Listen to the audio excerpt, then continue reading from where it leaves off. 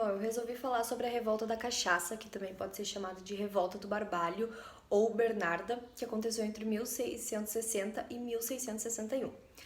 No século XVII, o comércio do pau-brasil já não era tão extenso e começou a se produzir muita cana-de-açúcar, o que acabou se tornando a principal fonte de renda aqui do Brasil. E também o consumo de cachaça entre os escravos começou a aumentar.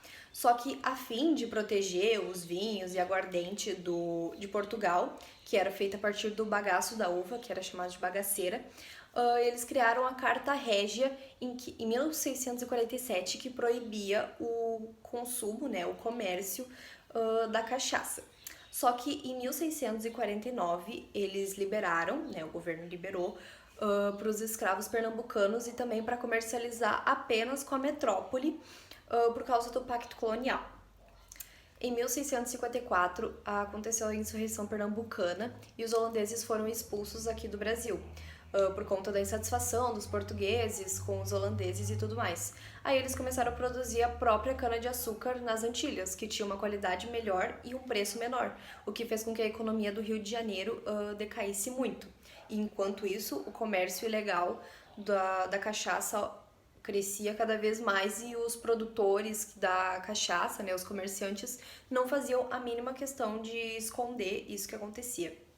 Até que em 1659 o governador ele mandou destruir todos os alambiques das colônias, né, de escravos que tinha, e também mandou destruir os navios que carregavam o produto.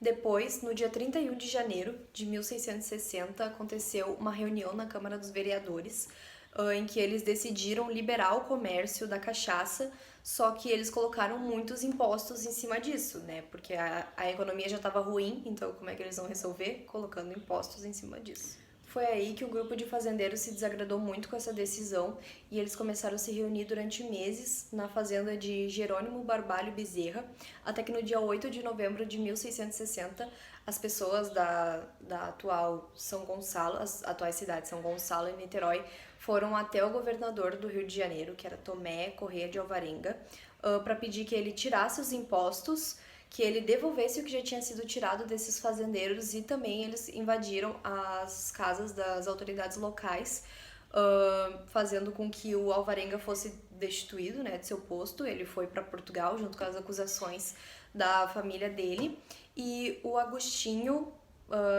Barbalho foi colocado no poder. Só que daí ele queria agradar o Salvador de Sá, que era sobrinho do Alvarenga, e isso meio que desagradou algumas pessoas. Aí depois, acho que foi numa reunião que foi convocada, ele foi substituído no dia 6 de fevereiro de 1661 pelo irmão dele, o Jerônimo Barbalho. Só que ele se tornou um líder muito autoritário, ele perseguiu os jesuítas, que eram aliados a esse Salvador de Sá, também perseguiu os militares e isso gerou uma forte oposição contra ele. Por conta disso, Salvador de Sá resolveu convocar uma tropa de paulistas, que na maioria eram índios e mestiços, e contou também com o apoio de navios vindo da Bahia para poder atacar o Rio de Janeiro. E isso aconteceu no dia 6 de abril, na madrugada. E também os revoltosos, né, que sofreram esse ataque, eles não opuseram muita resistência. Foi assim que o Salvador de Sá voltou pro cargo e as tropas fiéis da coroa portuguesa colocaram processos judiciais contra os principais líderes da revolta da cachaça, só que o único que foi condenado à morte foi o Jerônimo Barbalho. E ele foi enforcado, teve sua cabeça exposta na cidade, só que a coroa portuguesa achou que foi muito rigoroso, que foi muito violento, e por isso que ela censurou o governo do Salvador de Sá. Depois, no mesmo ano, em 1661, a coroa portuguesa resolveu perdoar todos os que tinham sido acusados da revolta da cachaça e o governo lusitano também liberou o comércio da cachaça no país.